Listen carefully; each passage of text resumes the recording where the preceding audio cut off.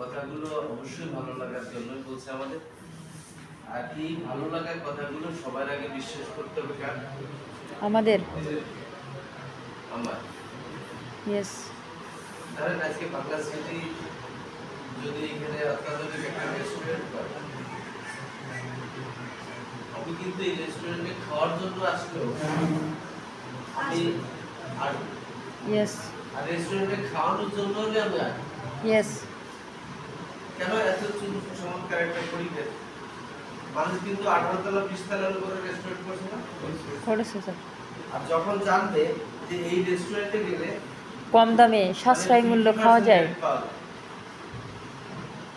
তখন এই রেস্টুরেন্টে লোকের অভাব হবে না আসা। রাইট। আমি লাভ হবে কাদের জানেন? আমাদের। কিছু গেস্ট পেয়ে আপনার পুরনো পরিচিত লোক দেখবেন এখানে এসে খাওয়া দাওয়া করে। তখন আপনি যখন বলবেন হ্যাঁ আমি তো এই রেস্টুরেন্টের কি পার্টনার, আমি এই রেস্টুরেন্টের কি পার্টনার,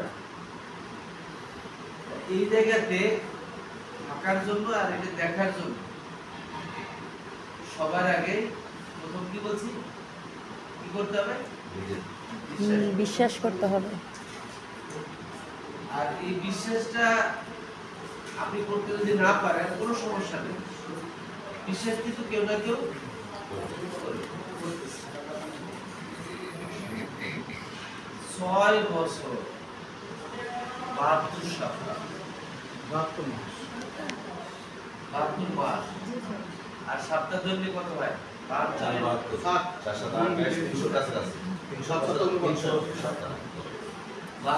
মাস। 49 সপ্তাহ হয় 200। দৈনিক বাংলা থেকে একটু আগে এসে কালভার্ট রোডে ঠিক এই পারে আর ওই পারে ঠিক মানে দুটো সাইডের বিপরীত দুইটা ভবন আছে না? জি। আমরা যারা এই এলাকায় আসা যাওয়া করি এই ভবনটা কখন হলো এটা আমাদের চোখে পড়ে। পড়েছে স্যার। এখন তাকায় দেখেন, আপনি যাওয়ার সময় একটু তাকায় দেখেন। জি স্যার, প্রতিদিন দেখা হয়। দুটো ভবন। ইয়েস। এই যে ডক্টর টাওয়ারটা যাওয়ার সময় দেখি, আসার সময় দেখি। কত বড় টাওয়ার, ইয়েস। এই যে কতবার যাওয়া আসা করছে কিন্তু আপনার চোখে পড়ে না, এখন কিন্তু আপনার চোখে। তাই এটার জন্য ফাইনালি আপনারা ওই মানে 6 বছরের চিন্তাটা এখন করে সময় নষ্ট করার দরকার নেই। রাইট। যারা করবেন তারা কিন্তু আর কি করতে পারবে না, আগাতে পারবো না। রাইট। এই চিন্তাটা করা মানে কি জানেন? এক কথায় যদি বলি, অনেকে বলে না নিজের পায়ে নিজের কুড়াল মারা। রাইট। আমি সেটাকে বলি কি জানেন? কুড়ালের উপর লাথি মারা। কুড়ালের উপর লাথি মারা। সবসময় ভালো ভালো চিন্তা করবে, সবসময় পজিটিভ চিন্তা করবে। রাইট। তবে উন্নতিটা কার আগে শুরু হবে জানেন? আমার।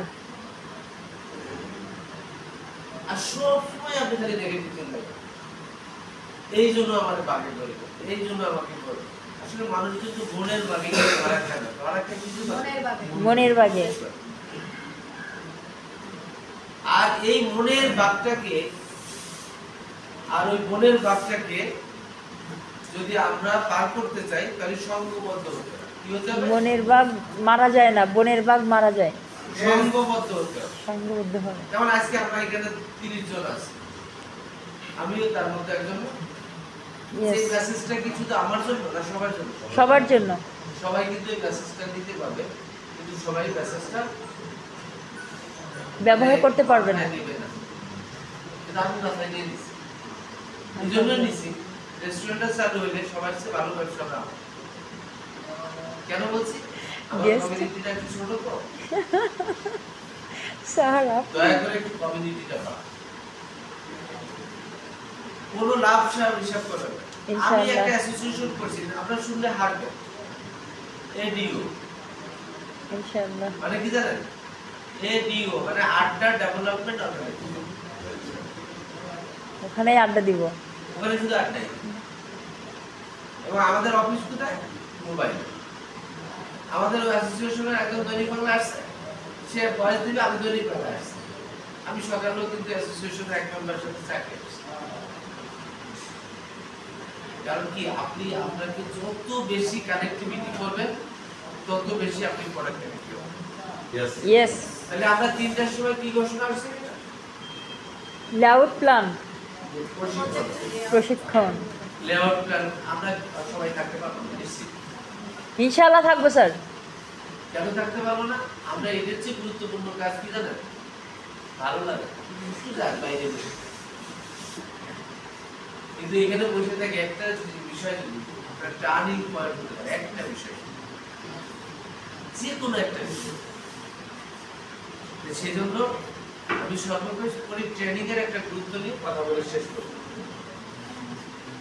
আচ্ছা, আমাদের পরিচিত অনেক আছে না, আপনি কি চাকরি করেন, পুলিশ মিডিয়া লেভেল চাকরি করেন। আচ্ছা, চাকরি নেওয়ার পরে তাদেরকে কোথায় পাঠায়? ট্রেনিং এ। আচ্ছা, কতদিনের ট্রেনিং করে মিনিমাম? 6 মাস।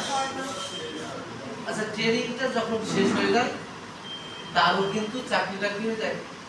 পার্মানেন্ট হয়ে যায়। পার্মানেন্ট হয়ে যায়। ট্রেনিং চলাকালীন চাকরি তারও পার্মানেন্ট হয় না? না না। ওই দেখে যে ট্রেনিং এর সত্যি কি। ইয়েস।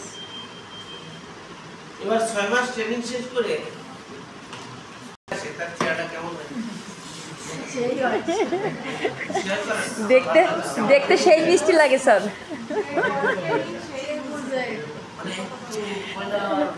স্যার এক্সপেরিয়েন্স আছে।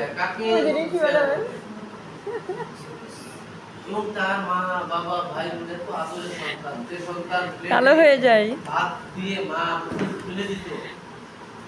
আল্লাহ গো, আমার কত ভাই দেখা হচ্ছিল না। চেহারাটা দেখে মা চাকরি করে এখনো। তোমার এই চাকরি দরকার নেই। আমার ফুফাতো ভাই নাম সিরাজুল, ওর হচ্ছে আর্মি চাকরি করে। আমরা ওই যে ইন্টারমিডিয়েটে লাল মানে জান যদি না বাসে ধান দিয়ে কি হবে? ইয়েস। তাই না? তো সেই সময় ওই মা কি আপত্তি করে বলো? বলে চাকরি দরকার নাই, প্রয়োজনে আমি তোমাকে ভিক্ষা করে খাবো। তারপর তোমার চেহারাটা, তখন ওই ছেলে মায়ের কথা শুনে। ইয়েস। সে পরবর্তীতে যখন জয়েন করে, এরপরে আরো কঠিন থেকে কঠিন প্রশিক্ষণ শুরু হয়ে যায়। প্রশিক্ষণটা এমন হয়, মাঘ মাসে শীতে ঠান্ডা পানির মধ্যে ঘন্টা পর ঘন্টা তাকে প্রশিক্ষণ দিতে। এখন প্রশিক্ষণ নেওয়ার সময় পানির মধ্যে নাকটা শুধু একটু জায়গায় রেখে গোছড়ি পানার মধ্যে আপনি দেখতেছেন তার প্রশিক্ষণ, আর সে দেখতেছে তার প্রমোশন। রাইট। যে আমার এই প্রশিক্ষণটা শেষ হলে আবার কি হয়ে যাব? প্রমোশন পাবো, আমার চাকরি পার্মানেন্ট হবে। আপনারা এখানে কি প্রশিক্ষণ দেখেন না, চাকরিটা দেখতে হবে। এখানে ঢুকবেন, আপনি প্রশিক্ষণ দেখবেন না, আপনি দেখবেন কি আজকে থেকে আমার চাকরি হবে কিনা। প্রমোশন। প্রমোশন। সিসি থেকে আপনার পরবর্তী প্রমোশন কি? ম্যানেজার। আমি অন্তত এই যে গত 8 তারিখে মিটিং এর থেকে আমাকে যে দায়িত্বটুকু দেওয়া হয়েছে, আমি বলবো যে আপনি যেদিন ম্যানেজার হবেন সেদিন আপনার এখানে সম্বর্ধনা অনুষ্ঠান হবে। তখন ওই সব সিসিরা দেখবে আপনাকে, দেখেন ম্যানেজার হইলে কি সম্বর্ধনা। এই যে আমাদের শিল্পী সুলতান ভাই, উনি এদিন গান পরিবেশন করছে, আপনি সব খুশি হলে কি দিছে? 500 টাকা দিছে। টাকা না, ওটা কি সম্মানী। দোয়া, দোয়া। ইয়েস। সেদিন যদি আপনাকে আমরা ওই রজনীগন্ধার স্টিক দিয়ে একটা ফুলের তোড়া দিয়ে আপনাকে এই সম্বোধনাটা দেওয়া হয়, আর বিশ্বাস করেন এখন যুগটা কেমন হয়ে গেছে জানেন? কোনো এক সময় সরকার ভাই আমরা বলতাম না পৃথিবী হাতের মুঠায়, এখন পৃথিবী কোথায়? আঙ্গুলের মাথায়। আঙ্গুলের মাথায়। আপনি এখনটা আপনার কাজ খুঁজে পান না, আপনি তো কাজ শেষ করে প্রোগ্রাম পাবেন। জি স্যার, রাইট। আপনি গল্প করেন ভাই, আমাদের এখন চলছে পরীক্ষার সময়, কিসের সময়? পরীক্ষার হলে কেউ গল্প করে না স্যার। কেউ সময় নষ্ট করে না স্যার। এটা আপনার পরীক্ষা। আপনি সিসি হয়েছেন, খুশি হওয়ার কিছু নাই। স্বাধীনতা অর্জন করার চেয়ে রক্ষা করা কঠিন। রক্ষা করা কঠিন। এখন এটা প্রমাণ পাইতেছে দেশে। প্রমাণ তো শুরু হয়েছে আরো হবে।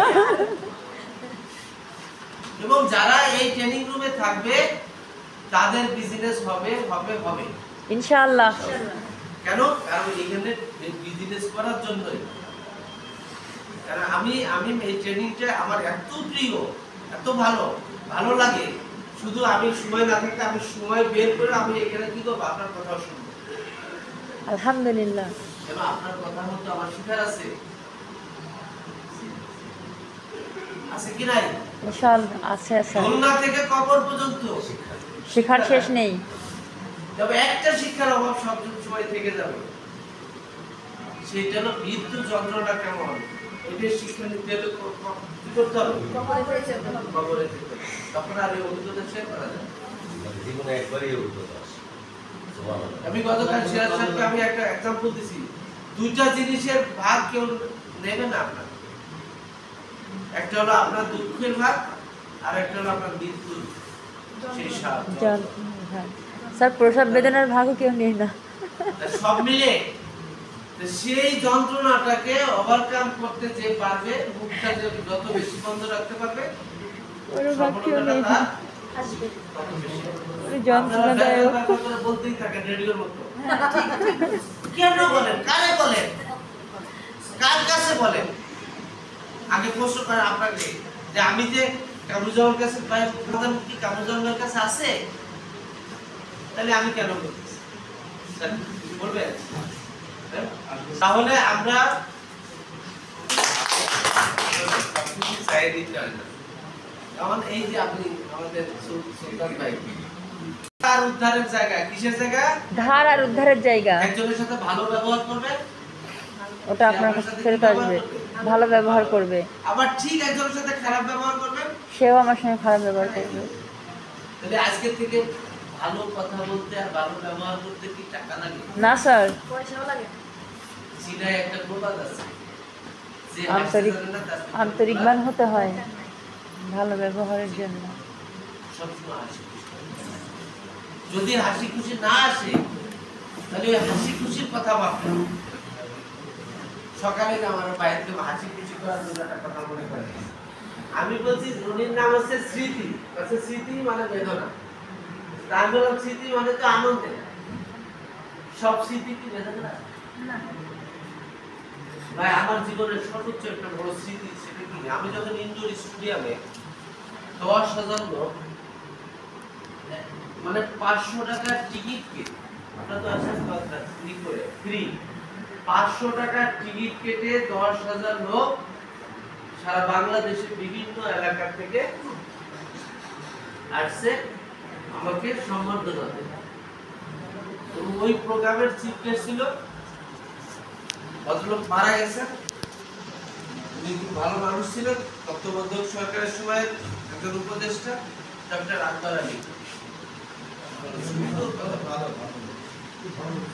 এবং উনি এই ধরনের প্রোগ্রাম যেতেন এবং আমাকে সেই সম্বর্ধনা অনুষ্ঠানে 25 লক্ষ টাকার গাড়ির চাবি চেক ওনার হাতে আমি দিয়েছি। তা আমাকে এখন যদি কেউ অবহেলা করে, অবজ্ঞা করে, আমি সেই দিনের কথা কি করি? মনে করি সবসময় আপনার জীবনের সাফল্যের কথাগুলো কখনো ভুলবেন না। ইনশাআল্লাহ। কষ্টের কথাগুলো নিয়ে মাথায় হাঁটেন। আপনার অর্জন, আপনি কিন্তু সফল, সফলতার কোনো ব্যাখ্যা নাই এবং এই সফলতার কোনো আপেক্ষিক কোনো শব্দ না। এটা হলো আপনার ভিতর থেকে তৈরি করা একটা বস্তু। আপনাকে যেভাবে সুখী দেখবেন আপনি ওইভাবেই সুখী। আপনি যেভাবে আপনি কষ্ট থাকবেন ওইভাবেই আপনি কষ্ট পাবেন। তাহলে আজকে থেকে নিজেকে সুখী ভাববো, ইনশাআল্লাহ। সুখী মানুষ মনে করবো, ইনশাআল্লাহ। সর্বোপরি লাস্টে একটা কথা বলেছে, ওই সুখী মানুষের জীবনের গল্পটা কি কারো কারো মনে আছে? সুখী মানুষকে কে বলতে পারবে? আপনি বলেন বলো না, যতটুকু পারেন বলেন। এই বাদশাহ স্যার অসুস্থ হয়ে গেছে। হ্যাঁ। তো দেশের সমস্ত হিন্দি কবিরাজ ডাক্তার চেষ্টা করতেছিল এই সুস্থ করার জন্য, ওষুধ দিতেছে কিন্তু সে সুস্থ হয় না। সর্বশেষ একটু রাষ্ট্র করলো যে একটু সুখী মানুষের যাওয়া করতে হবে। ওই সুখী মানুষের জামা এত সহজ একটা মেডিসিন, এটা আমরা পাচ্ছি না। সঙ্গে সঙ্গে বের হয়ে গেল সবাই, সারাদিন পূজার পরে কোনো সুখী মানুষ খুঁজে পায় না কোথাও। রাতের বেলা যখন তারা খুব ক্লান্ত হয়ে গেছে, জঙ্গল দিয়ে আসতেছিল, দেখলো জঙ্গলে একটা কুঠিরে আলো জ্বলতেছে। তখন তারা ওইখানে গিয়ে বললো যে কেউ আছেন ভিতরে? তখন একজন বলল যে হ্যাঁ আমি আছি। তা আপনি কি সুখী মানুষ? যে বললো হ্যাঁ আমি সুখী মানুষ। তাড়াতাড়ি বের হয়ে আসে। তখন তাকে বাদশার অসুস্থতার কথা জানানোর পর বললো যে আপনার জামাটা তাড়াতাড়ি নিয়ে আসেন, ওনাকে পড়ালে উনি সুস্থ হয়ে যাবে। তো দুঃখিত, আমার তো কোনো জামা নেই, আমি সুখী মানুষ। সারাদিন আমি জঙ্গলে কাঠ কাটি, এগুলো বিক্রি করে খাবার নিয়ে আসি, খাই, আমার কোনো জামার প্রয়োজন হয় না, আমি কিন্তু আমি সুখী মানুষ। এটাই স্যার বলছিল আর কি, আসলে সুখী মানুষ বলতে আমরা কি একদম 100 নাম্বার দিতে হয়, ওনাকে আমার 99 দিতে হবে। কোনো কিছু বাদ পড়ে এখন সময় খুঁজে পাইনি ছাড়া কিন্তু এত কিন্তু উনি কিন্তু বলে দিচ্ছে এই গল্পটা আপনার সাথে আপনি বলুন। লিও টলস্টয়ের একটা গল্প দিয়েছে, তাদের সঙ্গে এক মুচি, সে তার ওয়াইফ বরফের দেশ থাকে। মুচি সকালবেলা জুতো সেলাই করতে চলে যায়, নির্দিষ্ট একটা জায়গায় বসে, আবার চলে আসে সন্ধ্যাবেলা। তাদের সংসারে ছিল শীতের দেশ একটা কম্বল।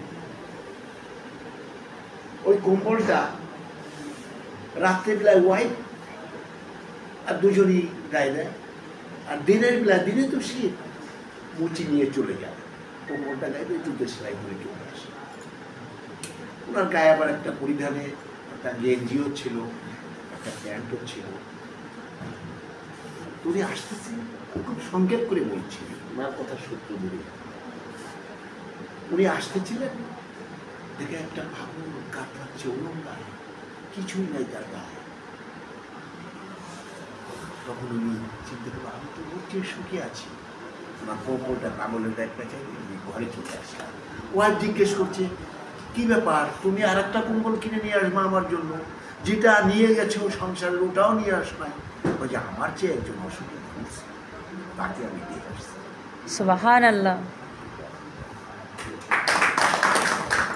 এই কথাগুলো, এই যে স্যারের কথা, হাজার হাজার লোকের অডিয়েন্স শুনি করে, আমি বলে দিচ্ছি তো আজকে এই কথা হ্যাঁ আপনার কথা ভালোটা আমাকে মানে অবাক করছে, আবার করে নাই, কারণ সাংস্কৃতিক লাইনের মানুষ যে আপনি আপনার কথার স্পেসিফিক গুড।